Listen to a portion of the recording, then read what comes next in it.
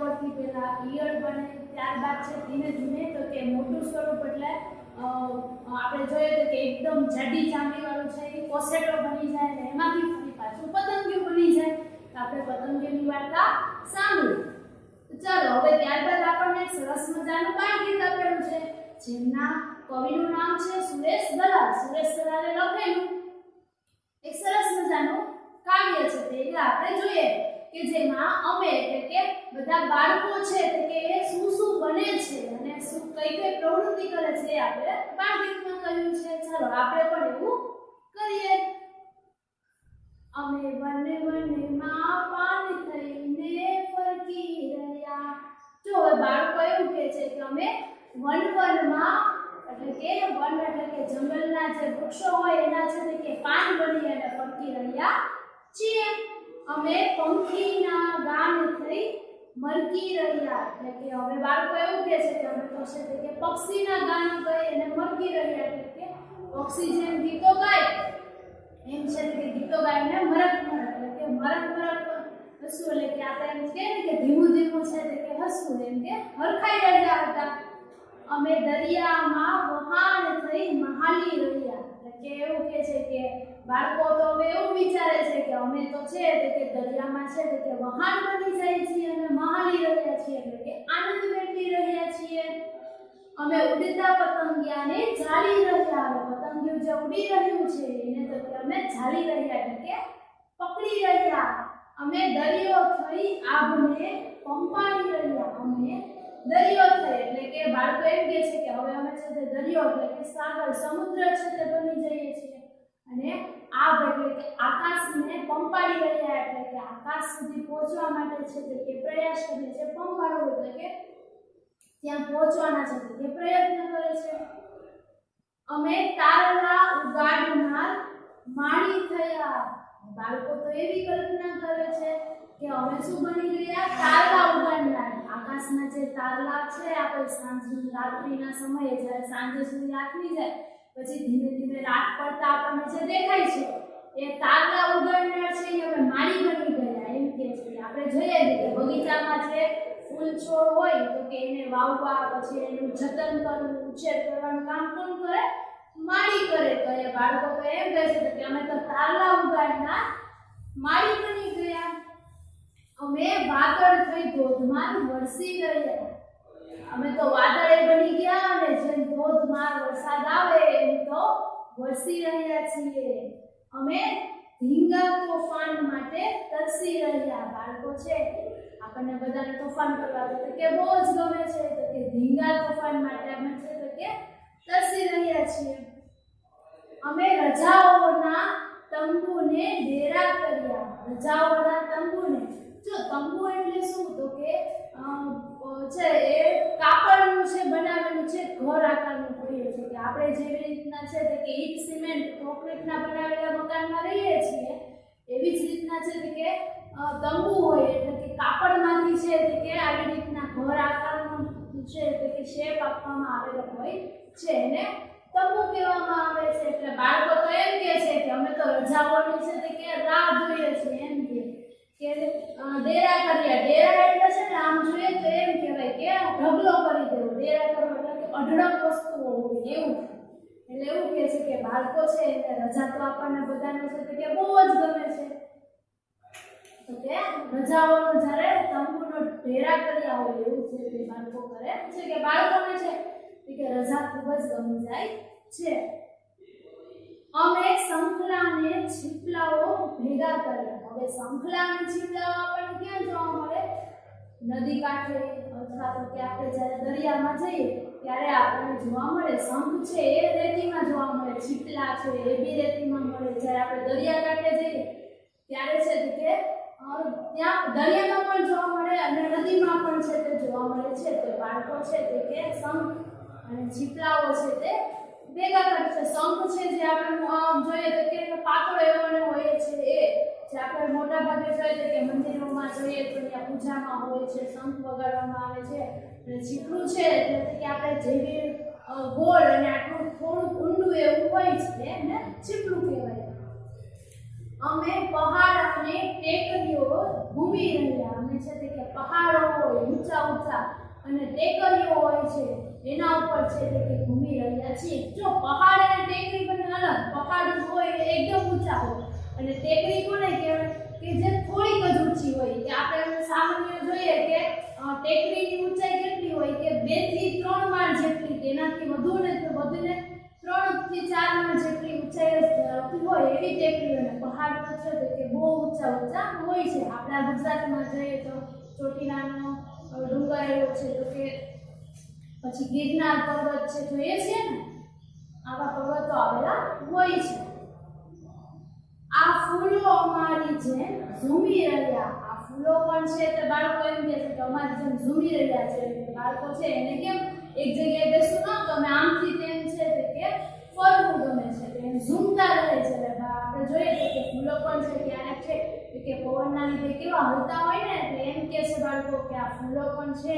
એ અમારી જેમ ઝૂમી રહ્યા છે તો સુરેશ ધરાવે છે કે બાળકોનું આ સરસ મજાનું ગીત લખેલું છે તો હવે આમાં જુઓ તમારી બુકમાં એક સરસ મજાનું તમને પ્રવૃત્તિ આપેલી છે એ આપણે જોઈશું જો પેજ નંબર 44 ઉપર તમને એક અહીંયા વાત કરેલી છે કે આપણે ગીત ગાયું હવે એવું કહેવામાં આવે છે કે આપણે બધા એક સાથે બેસી તમારા મિત્રોની સાથે બેસી અને આ વિચારવાનું રહેશે ચાલો હવે એમાં એવું કહ્યું છે કે આ એક વાત આપેલી છે કે એક ઓક્ટોપસ હવે ઓક્ટોપસ છે આપણને દરિયામાં જોવા મળે છે કે એક ઓક્ટોપસને 8 પગ હોય છે ઓક્ટોપસ હોય એને 8 પગ હોય છે તો 6 ઓક્ટોપસના કુલ કેટલા પગ થાય હવે આપણે વિચારવાનું છે કે એક ઓક્ટોપસના 8 પગ હોય તો 6 ઓક્ટોપસના કુલ કેટલા પગ થાય ચાલો હવે આપણે નીચે પ્રશ્ન આપ્યો છે કે આ દાખલાનો જવાબ આપણે છે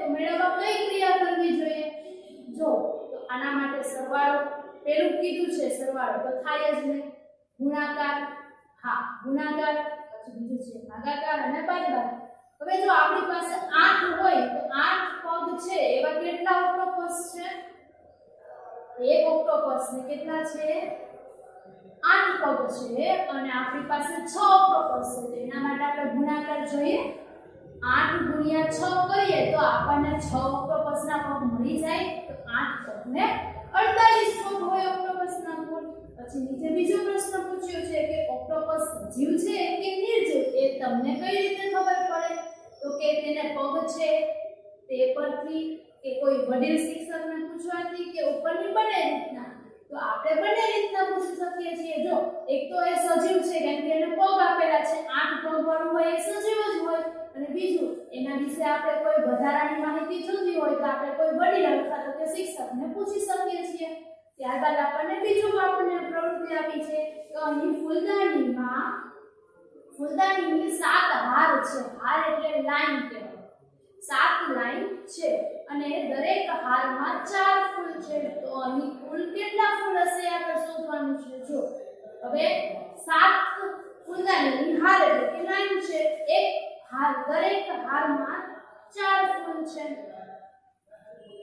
હવે અહીં એટલે શું થાય એવું પૂછ્યું છે કે દાખલો ગણતી વખતે બેઠા હોય તે જગ્યા દાખલામાં અને વર્ગમાં તો અહીં એટલે આપણને દાખલો આપેલો છે કે દાખલામાં એવું થાય તો કે આ દાખલાનો જવાબ આપણે કઈ રીતના મેળવીશું હવે એવું કહ્યું છે જો 7 ગુણ્યા 4 પછી 4 પ્લસ 4 પ્લસ 4 પ્લસ 4 પછી કહ્યું છે 7 પ્લસ 7 પ્લસ 7 પ્લસ 7 હવે આ દાખલો છે એમાં શું કહ્યું છે તો કે ફૂલદાનીની 7 હાર છે ફૂલદાની હોય એક ફૂલદાની એવી 7 હાર આપણે લીધી કે 7 લાઈન આપણને આપેલી છે અને એમાં દરેક હારમાં 4 ફૂલ છે તો આપણે કઈ રીતના ગણી શકીએ કે 7 લાઈન છે અને 4 ફૂલ છે બાળકો ની હાલમાં મેદાનમાં ગયા વાક્યકરણ પરથી કહો કે ફૂલદાનીની હાર એટલે શું જો ફૂલદાનીનું દાન કરવું તો કે ના ફૂલદાનીની લાઈન અથવા તો કે કતાર ત્રીજું છે હારી ગયેલી ફૂલદાની જો ફૂલદાનીની હાર એટલે મેં પહેલા જ કહ્યું કે હાર એટલે લાઈન અથવા કતાર ફૂલદાની તૂટી ગઈ એટલે બધા ફૂલ વેરાઈ ગયા. તો આ વાક્યમાંથી કહો ફૂલદાની એટલે શું? તો ફૂલદાની એટલે શું થાય? ફૂલનો ઢગલો કે ના, ફૂલનો હાર કે ના, ફૂલ મૂકવાનું સાધન તો કે હા, જેમાં આપણે ફૂલદાની એટલે કે કુંજા આકારનું શેપનું પાત્ર હોય, સાધન હોય, એમાં આપણે ફૂલ રાખીએ છીએ. એના પછી કહ્યું છે કે એક ડિઝાઇનમાં 3 કેરી છે. એક ડિઝાઇન બનાવી છે, એમાં 3 કેરી છે. કાપડના એક ટુકડામાં આવી 19 ડિઝાઇન છે. હવે એક ટુકડો લઈએ તો એમાં કેટલી ડિઝાઇન આપેલી છે? આપણને 19 ડિઝાઇન છે. તો કાપડમાં કેટલી કેરી હશે? હવે અહીં કેરી એટલે શું થાય? કે આંબા પર થાય તે કેરીનું ચિત્ર કે કેરીની છાપ. જો અહીંયા કેરીની ડિઝાઇનની વાત કરેલી છે એટલે અહીંયા કેરીની છાપ આપેલું છે એવું આપણને ચિત્ર આપેલું છે. કાપડના ટુકડા ઉપર એવી કેરીની છાપોની ડિઝાઇન બનાવેલી છે. હવે એમાં કહ્યું છે કે પછી આગળ કીધું છે, સાંભળજો કે એક ડિઝાઇનમાં કેટલી કેરી છે? 3 કેરી છે. અને કાપડનો એક ટુકડામાં છે તો કે ટોટલ 19 ડિઝાઇન છે. હવે આ દાખલાનો જવાબ કઈ રીતે મળશે નહીં? તો આપણે આ દાખલાનો જવાબ મેળવવો હોય તો પહેલી વાત તો એ આપણને ગુણાકાર કરવો પડે. તો એના પછીના જો આપણને ઓપ્શન આપ્યા છે, સાંભળજો, 19 × 3. જો 19 એક ટુકડામાં 19 ડિઝાઇન આપેલી હોય તો એને ગુણ્યા આપણે 3 કરીએ તો એક ડિઝાઇનમાં 3 કેરી છે એટલે 19 × 3 કરીએ એટલે આપણને મળે 57. એટલે આપણને કુલ કેટલી કેરી છે એ મળી જાય. પછી બીજો ઓપ્શન આપણને આપી દીધો છે કે 19 + 3. તો આ આપણે કરીએ તો આપણને આનો જવાબ મળે નહીં. એટલે આપણે આ પ્રશ્નનો જવાબ શું આવશે? 19 + 3. કેમ કે આપણને આ રીતના કરશું તો આપણને કેરીની સંખ્યા મળશે નહીં. અને ત્રીજો ઓપ્શન આપણને એવું આપેલું છે કે 3 × 19. તો 19 × 3 કરીએ તો પણ છે તે જવાબ 57 જ આવે અને 3 × 19 કરીએ તો પણ જવાબ છે એ 57 જ આવે. એટલે આપણા પ્રશ્ન બીજાનો જવાબ છે તે આવશે બ. 19 + 3 દ્વારા આપણને કેરીની સંખ્યા મળી શકે નહીં. ચાલો ત્યારબાદ સામે આપણને સરસ મજાની વાત કરેલી છે કે આપણને પક્ષી જોવા ગમે, ઉડતા ગમે. તો હવે પક્ષી છે એ કઈ રીતના અલગ હોય છે એની વાત કરેલી છે. તો કે પક્ષીઓ છે તે કે ચાલવાની, ઉડવાની રીત છે તો કે પક્ષીઓની અલગ હોય છે. બધા પક્ષીઓ અલગ રીતના ઉડતા હોય, અલગ રીતના ચાલતા હોય છે. તેમની ડોકનું હલનચલન પણ અલગ હોય છે. કોઈ પક્ષી છે તે તમે જોજો બધા પક્ષીઓ એની ડોકનું હલનચલન અલગ રીતના કરે છે. જો એમાંની આપણને અહીંયા મેનાની વાત કરેલી છે તો કે મેના છે તે ડોક આગળ પાછળ કરી અને આંચકાથી છે તો કે ડોક હલાવે છે. પછી ઘુવડ, તો ઘુવડ છે તે પોતાની જે ડોક છે એને પાછળ પણ છે તે ફેરવી શકે છે અને ઘુવડ છે તે આપણને રાતના જોવા મળે છે, રાત્રિના સમયે. પછી પક્ષીઓ છે તો કે એના પીછાઓ કેવા હોય છે તો કે જુદા રંગના હોય. આકાર અને કદ એ પણ છે તેના અલગ હોય છે. બધાના રંગ અલગ હોય પક્ષીના, એનો આકાર એટલે એનો જે દેખાવે આપણે જોઈએ તો કે બધા અલગ હોય. કદ એટલે કે કોઈ નાનું હોય, કોઈ મોટું હોય છે, બધા છે તે કે અલગ હોય છે. એમના પીછા છે એ ઉડવામાં છે તે કે અને હુંફાળા રહેવામાં ઉપયોગી છે. પક્ષીના પીછા છે તો કે ઉડવા માટે એનો ઉપયોગી છે અને હુંફાળા રહેવા માટે એટલે કે ગરમાવો, હૂંફ એટલે કે ગરમાવો આપવા માટે ઉપયોગી છે. કેટલાક સમય પછી પક્ષીઓ છે તો કે એના જૂના પીછા ફેરવી નાખે છે અને એને નવા પીછા મળી જાય છે. હવે તમને નીચે અહીંયા કેટલાક પ્રશ્ન પૂછ્યા છે એના જવાબ આપણે જોઈશું કે હૂંફ એટલે શું થાય તો કે ગરમાવો, ઉકળાટ કે પાક. તો શું થાય? ગરમાવો. પછી પક્ષી એટલે શું તો કે પાંખ કે ના, જેને પાંખ હોય તે કે જેને પગ હોય તે. તો આપણા પ્રશ્નનો જવાબ શું આવશે? જેને પાંખ હોય તે. કદ એટલે તો કે વજન, દેખાવ કે નાનું મોટું. કદ એટલે બરાબર છે તો કે એનો વજન ન થાય, એનો દેખાવ ન થાય. કદ એટલે કે નાનું અથવા મોટું.